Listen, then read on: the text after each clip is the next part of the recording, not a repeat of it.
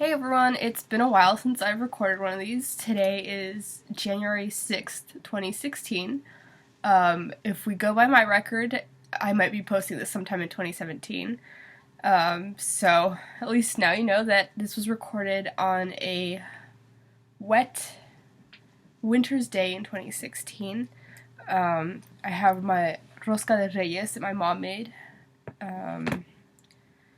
We're not Catholic, but we're Mexicans, so she sticks to the tradition of making that on, I don't even know what day it is on the Catholic calendar, but whatever, that's the day you make it, and you put a little baby Jesus in there. So, I'm blanking out. I'm sick, so my voice is a little weird right now, and if I start coughing, you'll know why. I got some water to deal with that in case. So late last night, or early this morning, I don't even remember what time it was. I think it was early this morning. Yeah, being sick just messes up my sleeping cycle even more. But anyway, I watched The Girl in White, which was made in 1952, directed by John Sturges, and starring June Allison, Arthur Kennedy, and Guy Merrill.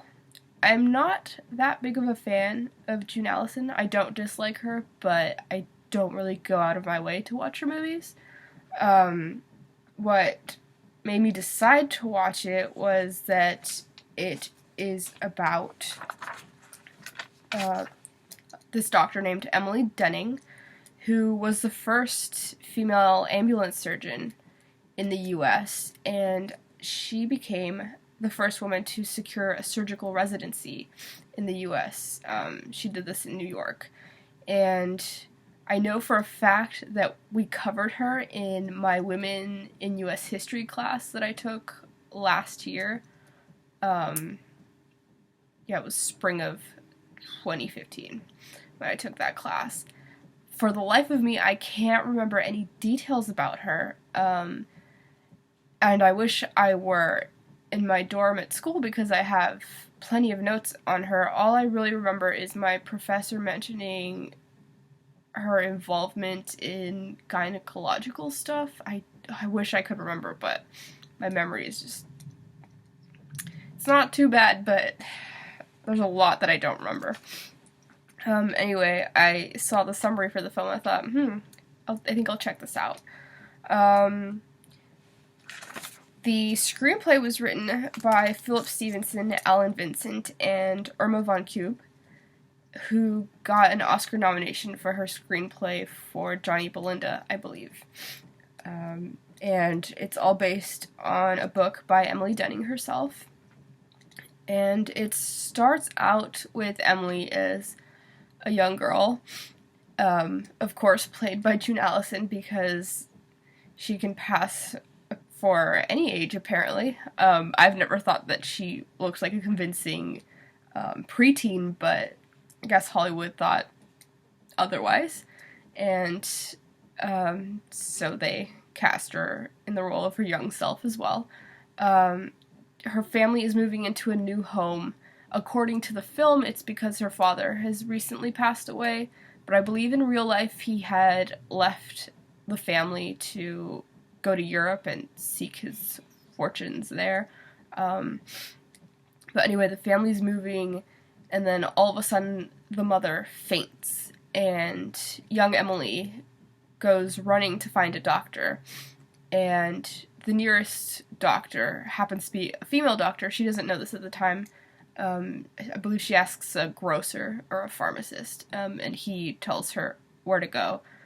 She opens the door to this doctor's residence, and lo and behold, it's a woman, and she's like, maybe I should turn back, but my mom just fainted, so okay, whatever. So they go back, and apparently the mom is pregnant, but, it's 1952 Hollywood, and she is as flat as I am, like, nothing there. And we're supposed to believe that there is a baby in there because, suspend your disbelief and all that. But anyway, the mom's pregnant. There's some sort of complication. The doctor, Dr. Yeomans, I believe, who I think was made up for the purpose of the film, but I'm not 100% sure since I haven't read Dr. Dunning's um, autobiography.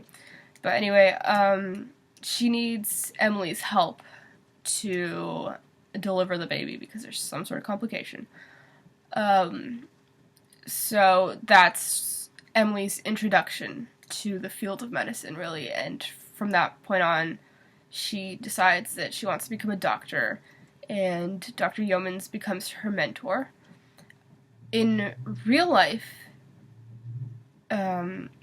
Emily's path toward becoming a doctor had a little more to do with her mom sending a big FU, sort of, to someone who suggested that her daughter should become a milliner's apprentice, and I guess she thought, my daughter's not going to make hats for a living, you're going to college, Emily. And fortunately for Emily, she was a white female with connections. I believe her uncle had connections to Cornell. I believe he was a trustee or something like that. There was a family friend that was a doctor that helped out. She got a lot of help on her way to becoming a doctor. So, yeah, the joys of being white. You still have to deal with the difficulties of being a woman, but it's not as bad as it could have been. Anyway, in the film, they focus a lot, well, not a lot. I don't know. Maybe they do focus a lot on this love triangle that starts to develop when she's in college.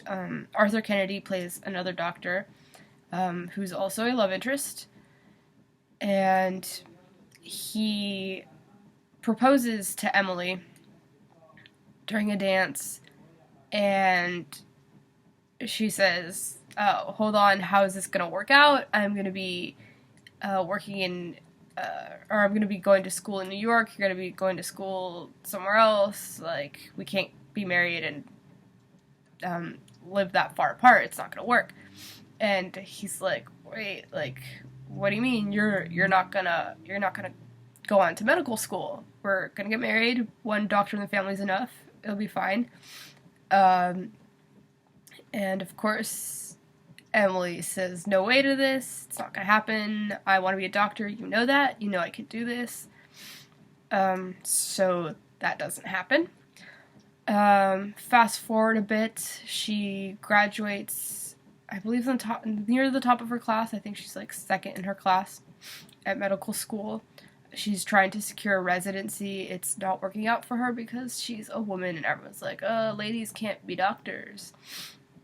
And she's like, screw that. I'm going to become a doctor. And Dr. Yeomans helps out in that regard. There is a suggestion that, well, not a suggestion, it's very clear that Dr. Yeomans is planning to go to the press to force the hand of the hospital to allow Emily to be a resident there. In real life, she did use, I believe, the power of the press and religious groups and other people to help her out in her quest to becoming a doctor, a resident in a hospital. And let's see. I believe at this point we're introduced to a doctor that's played by Gary Merrill. Gary Merrill, who's a very attractive actor that I recognize every time I see him, but I always forget his name. He has some official role in the hospital that Emily is trying to get her residency at. And that's where the love triangle starts. Fortunately, they don't turn it into a huge thing where the two guys are like, oh, no, I'm gonna fight over her, and yeah, it doesn't get too stupid, but it's very Hollywood. I don't know if in real life there were two doctors who were hoping to marry Emily. the film stays true to real life, not surprisingly, as to who Emily ends up with. I'm not going to spoil that for you. You can look that up if you want to, or you can watch the movie. It's up to you. But in my in my heart, as someone who was raised on soap operas, I sort of feed off of these ridiculous love triangles.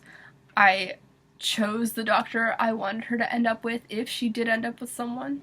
I was okay if she didn't, but if she did, there was one in particular that I wanted her to end up with because it just, like, I'm telling you, soap operas have warped my brain, and there was angst involved with one of these doctors, and I was like, that one. Because they're both attractive. I find both Arthur Kennedy and Gary Merrill very attractive, and I was like, which one? And then one of them displayed all the characteristics that make me weak in the knees for fictional characters.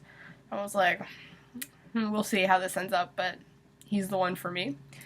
And I felt sort of bad as a feminist getting so wrapped up in the romantic aspect of this, but whatever, I don't care.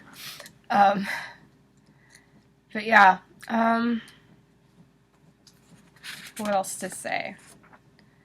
I enjoyed it. It was an okay film. There were elements of comedy in there. There was, like, all this feminist stuff, but obviously very 50s, so very tame by today's standards, and, you know, as a feminist today, you would demand more, which is good. We should demand more. But yeah, it was an enjoyable film, and that's all I gotta say about that, and hopefully I'll make more of these videos, and hopefully I'll post them in less than a year's time. We'll see, and I'm going to enjoy my rosca, and have a wonderful rest of the day, everyone. Bye.